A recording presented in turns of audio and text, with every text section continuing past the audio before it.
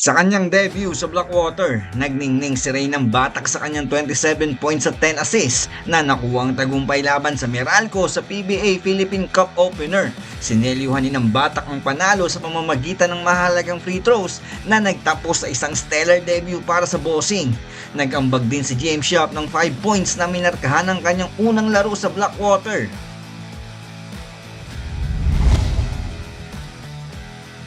Tuwang-tuwa si Brandon Ganuelas-Roser na sumali sa TNT Tropang Liga lalo na't makakasama niya ang kanyang kuya Matt Ganuelas-Roser sa unang pagkakataon.